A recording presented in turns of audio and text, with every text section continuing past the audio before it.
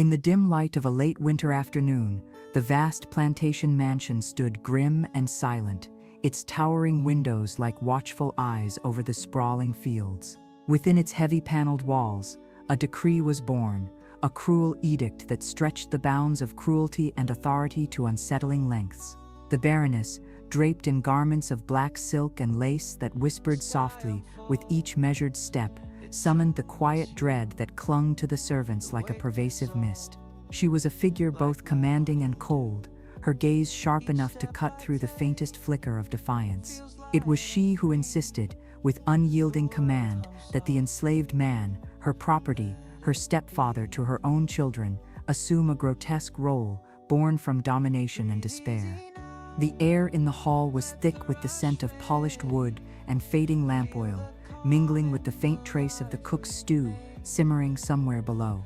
There was an unnatural weight pressing down, as if the shadows in the ornate wallpaper themselves recoiled from the unnatural bond being forced upon this man, to be both slave and guardian, stepfather and servant, a contradiction sealed with iron and silence. This was a household governed not by bloodlines or affection, but by norms twisted into chains of servitude.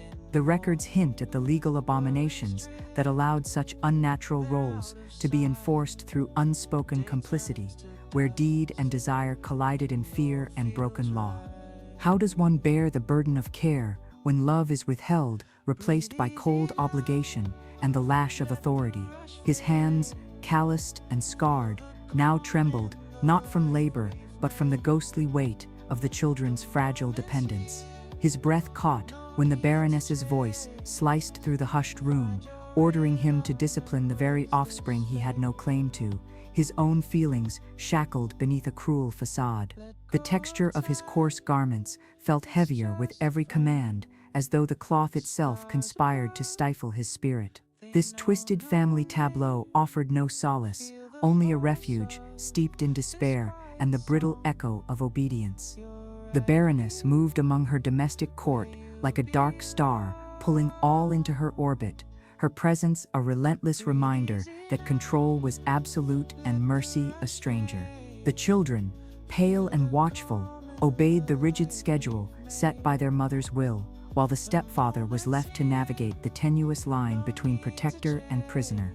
His gaze lingered on the embroidered curtains that divided the nursery from the rest of the mansion, their thick fabric damp with the cold draft, walls of silk and shadow that preserved secrets better than any lock. Was this the family he was condemned to serve? A question without promise, heavy in the still air.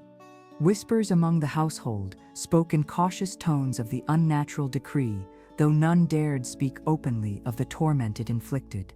The ledger of human suffering remained stubbornly incomplete, the ledger of human names reduced to lists and ledgers. Here, power was wielded in silence, and the flicker of resistance was dimmed beneath despair's ruthless flame. What destiny awaited a man forced to father children in name alone, a body bound by chains, but a heart shackled to subjugation? The mansion's hearth glimmered faintly, as if urging the slow-burning truth to catch flame. And it was within this flickering half-light that fate's cruel design began to take shape, one that would soon turn ember into inferno. The sun rose over the estate with an indifferent gaze, its pale light barely warming the cool, wood-scented air of the plantation's great house and grounds. Daily life within these sprawling acres was a relentless cadence of labor and rigid order, shaped by laws and customs that bound human lives like the iron shackles often hidden beneath threadbare garments. The enslaved stepfather rose each morning not as a man, but as a statute of servitude, forced to shoulder the impossible weight of a family fractured by ownership and domination. Accounts suggest these plantations operated under cold, uncompromising codes, where breaks were scarce and seasons marked less by rest than by the planting and harvesting of cotton, the land's unforgiving mistress. The kitchen yard, a separate cluster of low wooden buildings, pulsed with ceaseless activity. The cookhouse, thick with the scent of salted pork and smoldering hickory, was where the enslaved toiled to feed those who claimed them. Every clatter of pots and scrape of knives echoed the demands placed upon those bound by law and custom. The stepfather moved through this realm like a ghost tethered to the past, his hands roughened by daily chores that blurred the line between provider and prisoner.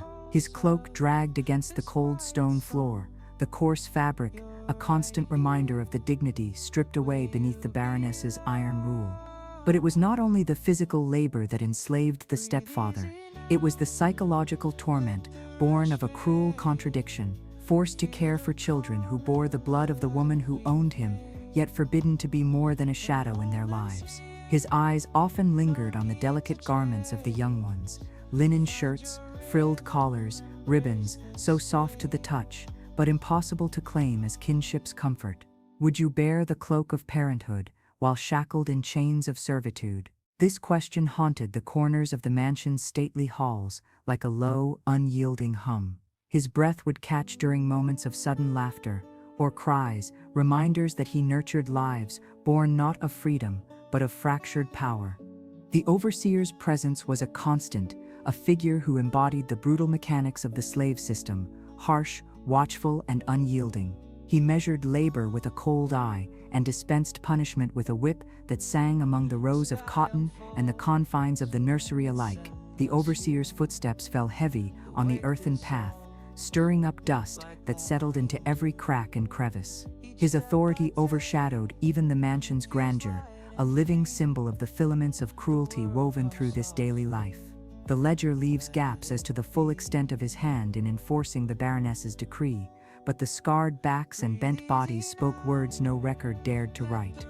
Within this ecosystem of control, moments of quiet despair wove themselves into the fabric of hours. The stepfather's nights were invaded by the chill of loneliness, as the mansion's grand candlelight gave way to thick shadows and the scent of cold ash. His hands, smooth one moment from the gentle brushing of a child's hair, hardened again by the cold iron of shackles and the unforgiving duties imposed before dawn. These dualities, the tender and the brutal, formed a prison more stifling than any cell, a contradiction that gnawed relentlessly at the edges of his soul. Would you endure such divide, the ache of a stepfather's love drowned beneath the weight of ownership and control? As evening fell, the heavy curtains muffled the sounds of the household, trapping secrets like dust in the suffocating stillness. The decrees of the Baroness echoed faintly, a drumbeat of command that marked the boundaries of power and submission. Outside, the rustle of dry leaves and the faint crow of a cock framed the steady oppression. The Baroness's voice, cold and unyielding, was the law that shaped every waking breath and shadowed every whispered thought. It was within this house of imposed roles and fractured families that a slow-burning reckoning began, one carried in the heat of a stepfather's hidden defiance and the flickering promise of fire. The sprawling plantation mansion echoed with the faint crackle of hearth fires, a fragile pulse within vast walls that bore the weight of generations and silent torment. Its wood-paneled corridors, long polished by countless hands, seemed to breathe with a restless energy, a subtle reminder of fleeting lives enclosed within. The scent of aged timber and smoke lingered faintly, a testament to the house's many seasons of labor and vigil. Yet beneath the grandeur, accounts suggest an atmosphere thick with decay, both moral and physical, where the enforced servitude carved deeper wounds than could ever be repaired by time or stone. Among these echoes was the stepfather's quiet gaze, following the flicker of flames dancing in the hearth, a cruel mirror of the fire that would soon consume more than timber and textiles. The mansion's rooms held more than ornamentation. They were filled with the residue of pain, the imprint of each command issued by the Baroness, whose will was absolute and unyielding as iron.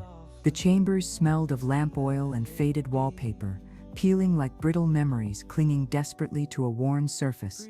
Records imply that within these walls, control was exercised not merely through physical dominion, but through psychological imprisonment, where each flickering shadow whispered threats unspoken yet understood.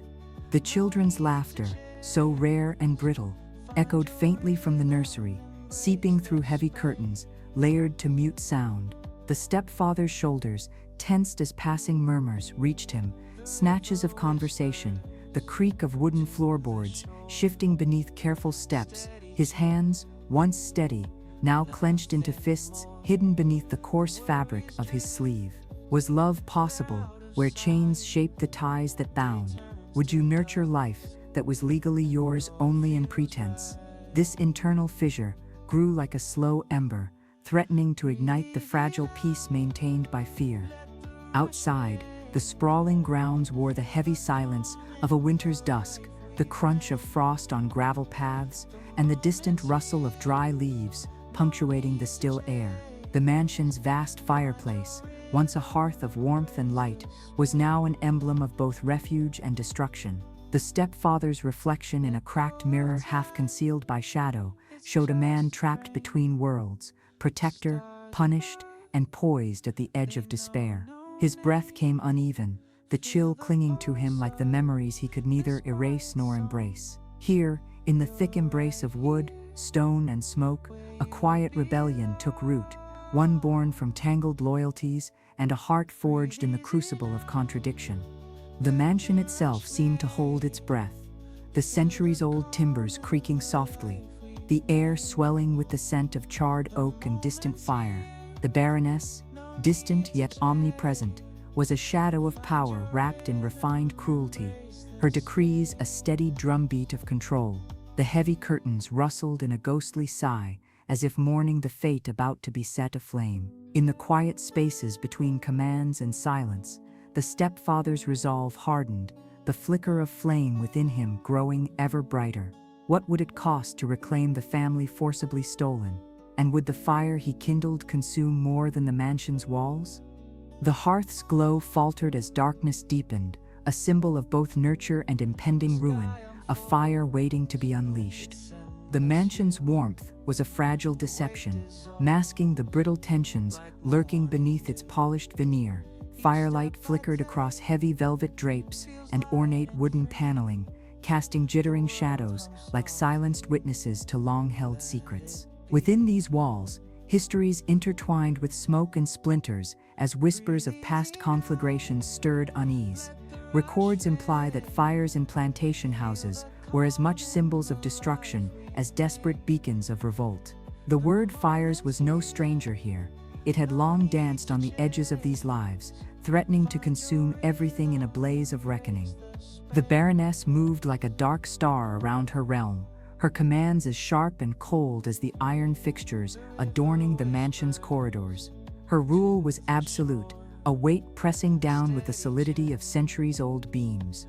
The enslaved stepfather bore witness in silence, his figure stooped like the aged wood beneath their feet, unyielding yet burdened. He felt the heat of the hearth, a welcome warmth tempered by the simmering fury inside.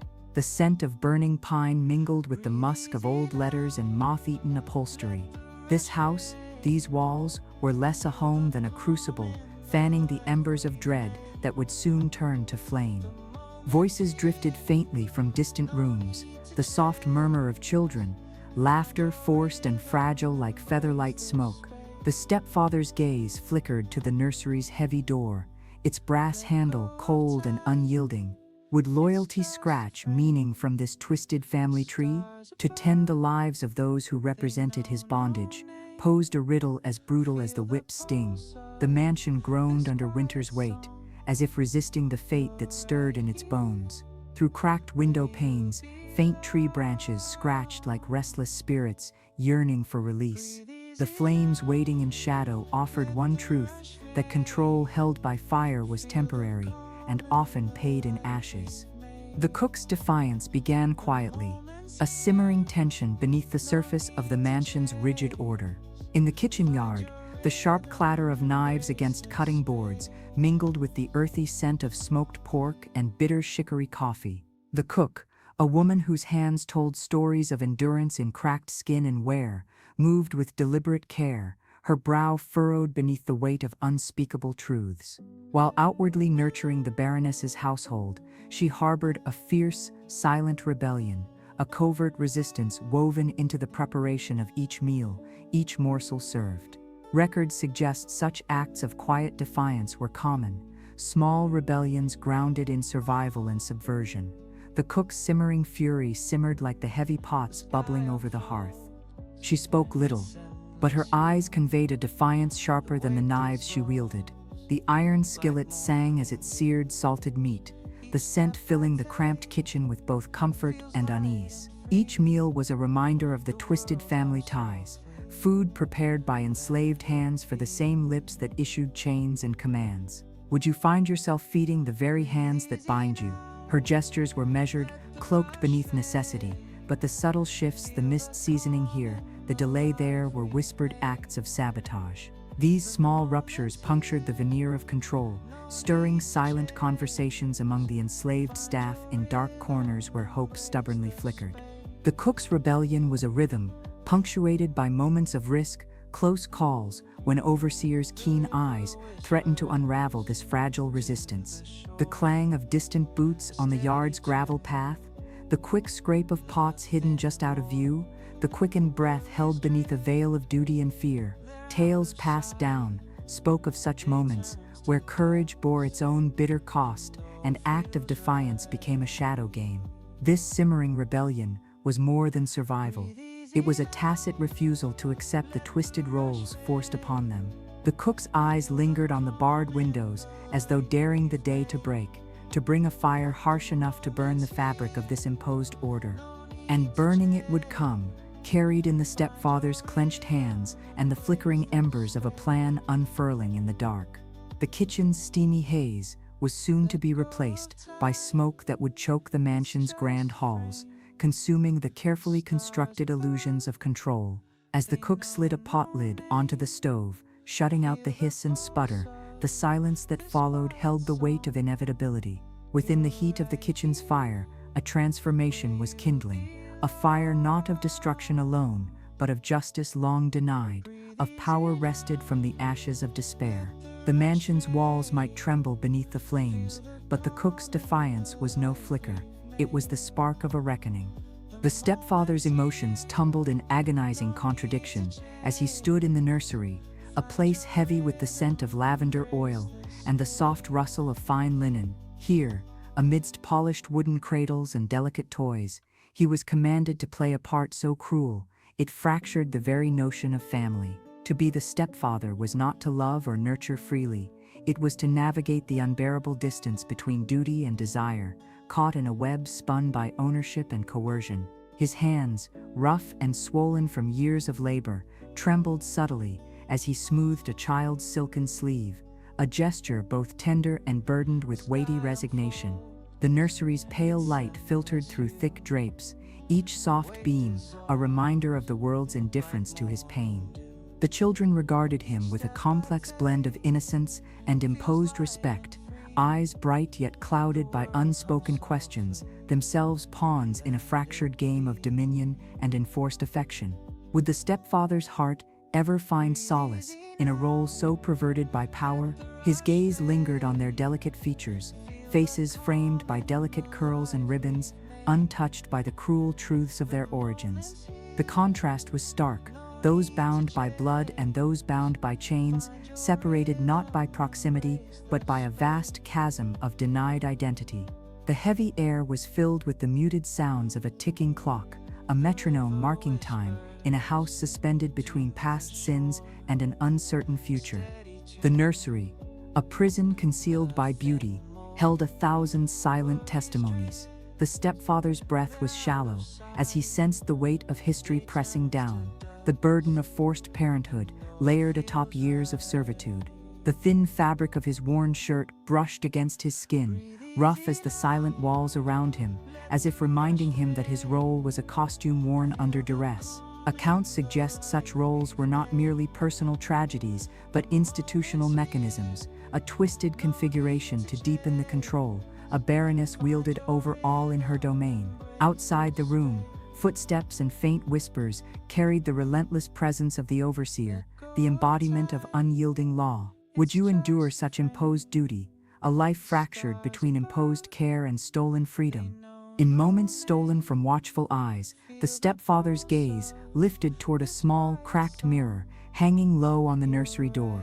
His reflection was fragmented, a man eroded by forced bonds, yet still flickering with hidden resolve. The room's heavy curtains billowed as a draft, crept through the aged window panes, carrying with it the faint scent of cold earth and smoke from distant hearths. Somewhere beyond these walls, the quiet ache of discontent stirred, faint as embers but relentless in its promise. The nursery's stillness was a fragile veil over a smoldering tension, a tension that whispered of reckoning and a fire waiting patiently to be kindled. The iron links of control tightened with each lash of law, each punishment levied under the Baroness's unyielding reign. Physical discipline was cruelly exacted, the resinous scent of pine resin from freshly cut whips lingering in the air as often as the dust of the fields. Records imply that punishments ranged from the subtle and abrupt tightening of collars and chains to the overt, where the crack of the lash echoed through the plantation's hollow spaces like a tolling bell. The stepfather moved beneath this brutal regime, tangible proof of a system designed to bind bodies, wills, and spirits alike. Captain of this relentless machinery was the overseer, a grim figure whose presence cast long shadows more chilling than the noonday heat. His boots scuffed the earthen floor with a calculated heaviness, each step a reminder of subjugation's unyielding march. The coarse fabric of his shirt absorbed the sweat of exertion and cruelty alike. The overseer's gaze was omnipresent, tracking, measuring, extinguishing sparks of insubordination before they could ignite. Within the cramped quarters and endless fields, his voice commanded attention, a mixture of menace and cold pragmatism, enforcing codes that left no room for mercy. Were such institutions the true architect of despair, a living extension of laws built to fracture hope? The stepfather's limbs bore stories told in bruises and scars, silent testimonies to clashes between restraint and rebellion. His breath would catch in the stillness as the overseer's shadow loomed, a whisper of threat more potent than any raised voice. The rough grain of woven cloth scraped against raw skin, a minor irritation amid harsher torments, yet a relentless reminder of the body's vulnerability. And behind every punishment lurked a deeper violence, the erasure of identity, the twisting of love into servitude. Would one's soul survive when the body was so ruthlessly broken? These questions haunted every corner of the plantation. The law itself was an iron cage with invisible bars, where legal codes enshrined human property and permitted grievous acts of cruelty. The ledger of justice was written in decrees that denied personhood and codified punishment. This framework sanctioned a hierarchy of suffering, stitching it tight into the fabric of daily life. Within the mansion's darkened halls and the fields bathed in harsh sun, the stepfather embodied the tragic duality of victim and caretaker, prisoner and unwilling guardian. The weight of these realities bent his back, yet the ember of defiance still glowed faint beneath the surface, a fragile light amid the unyielding shadows of control. Resistance was woven into the fabric of plantation life, like a secret thread, invisible yet unyielding. The enslaved stepfather, burdened by his imposed role, found in the shadows of servitude both his prison and his weapon. Resistance took many forms, some overt, some subtle. Records suggest that many enslaved people employed passive resistance, slow work, feigned illness, or the deliberate misplacing of tools, transforming the daily grind into acts of rebellion, invisible to overseers but potent in their effects. The grain of worn timber in the plantation house carried the echoes of whispered plans and quiet refusals, small rebellions as vital as breath, as necessary as the air thick with soot and sweat. More daring acts, sabotage, theft, escape, carried more peril yet spoke clearly of desperation and determination. The cook, for instance, might intentionally underseason a meal or delay preparation, subtle disruptions that punctured the Baroness's authority. The stepfather's own defiance was no less real, a slow-burning ember beneath the ash of forced obedience. Would you risk all to reclaim even a flicker of freedom? This question, silent but insistent, lurked behind many furtive glances and furtive acts. Margins of safety were razor-thin. One misstep could mean brutal punishment, chains flicked tight with fire's promise. Arson, in particular, emerged as a potent form of active resistance, an incendiary metaphor made real. Gin houses, cotton stores, and even the great mansion itself stood vulnerable, their wooden bones primed to ignite. Historian Daniel Immerwahr's work suggests that fire, a weapon both destructive and symbolic, was wielded by enslaved people as a means to disrupt the machinery that bound them. The stepfather's growing resolve to kindle such a flame was part of a wider tapestry of revolt, a desperate claim to agency stitched painfully into a world designed to deny it. His hands, calloused and resolute, would soon transform that quiet ember into a roaring blaze that no gilded wall could contain. The fire was not merely an act of destruction, it was a declaration, a reckoning demanded in smoke and flame. The moment of ignition was a whispered promise in the stepfather's clenched hands, an insistent flicker beneath years of imposed silence. Histories and court records confirm that arson was a weapon of last resort, a weapon of the weak wielded with careful intent and fiery resolve. Despite overseers, patrols, and harsh laws, fire was often beyond the reach of control, always accessible, always potent. The stepfather's plan unfolded like a slow-burning fuse, each act of preparation deliberate, every ember a statement against the vast iron architecture of slavery. Would you risk everything to cast a single spark into the shadows of tyranny? The burning of plantation houses was far from unusual, but the causes often hidden beneath layers of fear, accusation, and silence. The case of Marie Joseph Angelique in 1734, who was accused of setting New Orleans ablaze to claim freedom, whispers through history as a testament to fire's double edge, destruction and emancipation. These flames were not random. They were spoken in a language of defiance, a summons to upheaval where voice was denied. The raw scent of smoke carried the hopes of the oppressed, each flicker a punctuation in the ongoing narrative of resistance. The stepfather's resolve was no isolated act, but part of a broader legacy, a blazing thread woven through countless lives, stolen but never silenced. The night the fire began, the mansion's wooden bones groaned under the sudden heat. The stepfather, his breath steady despite the chaos, moved with the precision afforded to those who know the thin line between ruin and freedom. Flames licked at draperies and ceiling beams, spreading swiftly, fueled by decades of dry timber and neglected corners. The crackle was relentless, the smoke thick and choking, carrying with it not just destruction but revelation. In the flickering light, the faces of those oppressed shimmered with a mixture of fear and hope. It was a reckoning writ in flame, a cleansing fire that threatened to erase the past, but also to illuminate truths long kept in shadow. As the blazing mansion groaned under the weight of its coming doom, the stepfather's eyes never wavered from the door, from the children, from the fractured family torn apart by control and cruelty.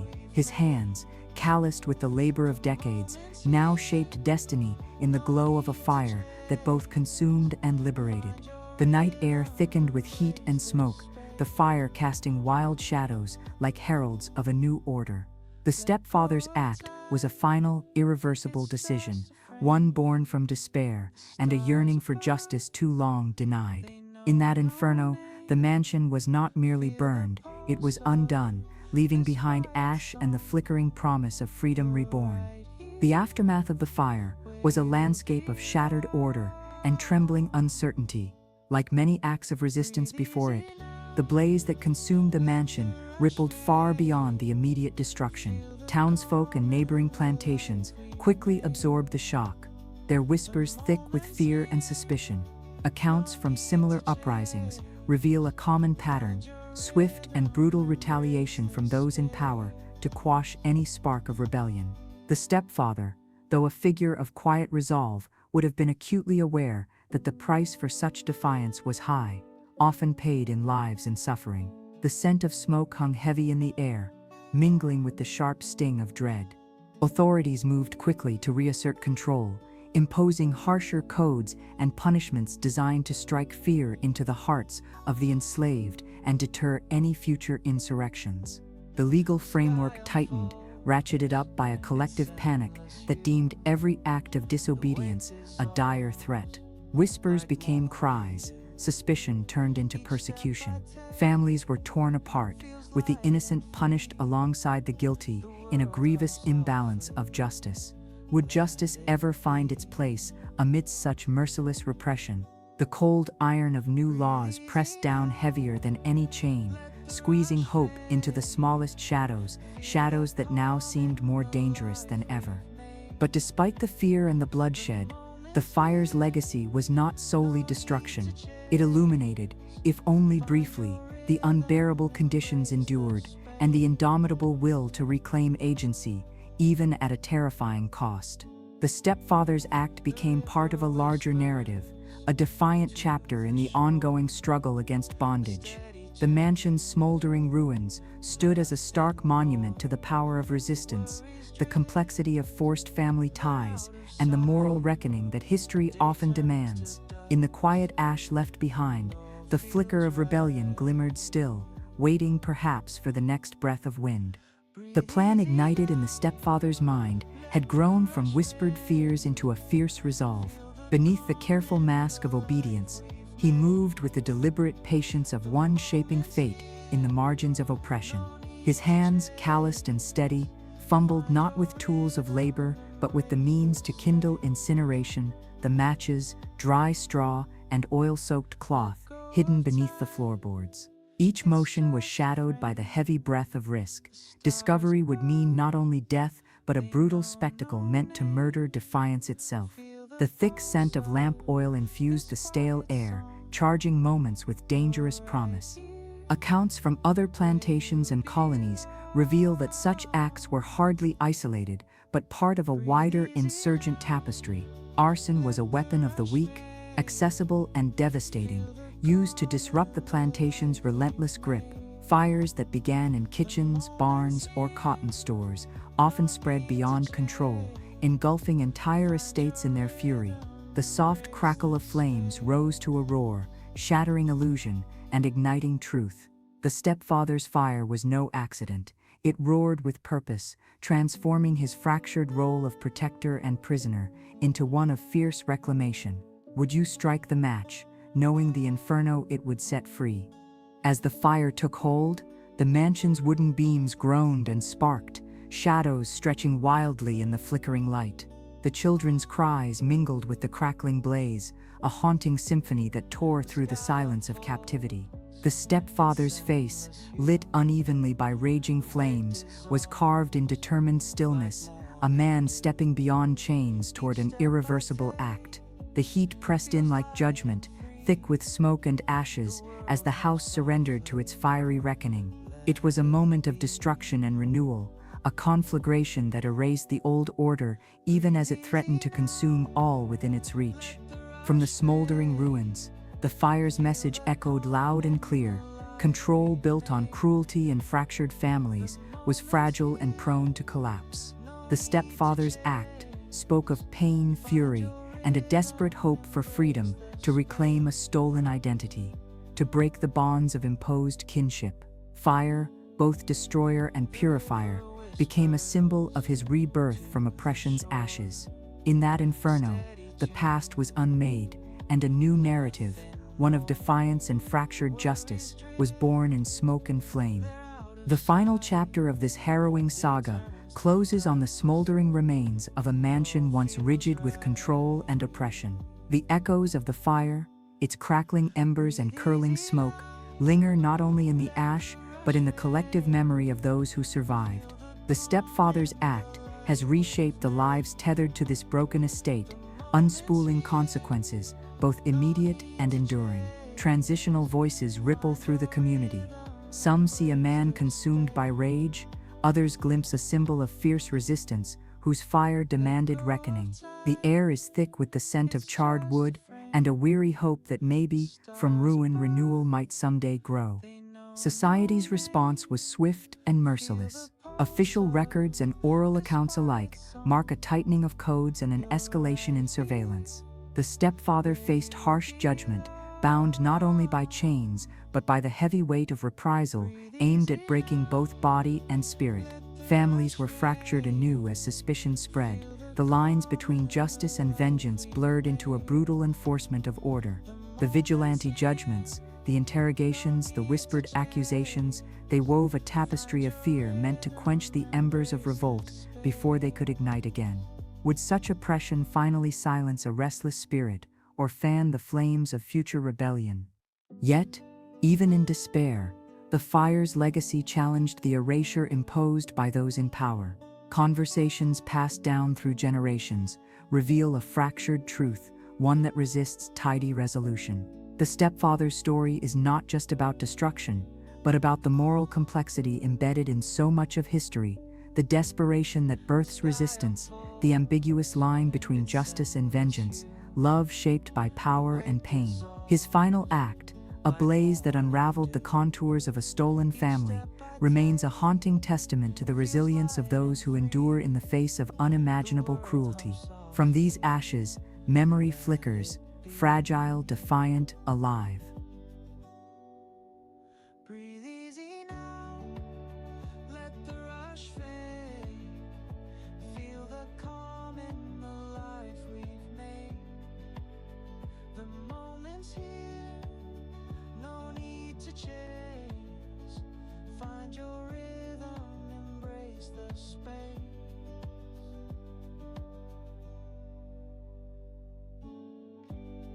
The river whispers to the shore, a steady tune, nothing more. The worries drift, they're out of sight. Day turns to dusk, and all feels right. Breathe easy now, let the rush fade. Feel the calm in the life we've made. The moment's here, no need to chase. Find your rhythm, embrace the space. Let go of time, it's just a frame. The stars above, they know no name. Feel the pulse of this quiet song. You're right here where you belong. Breathe easy now, let the rush fade. Feel the calm in the life we've made. The moment's here,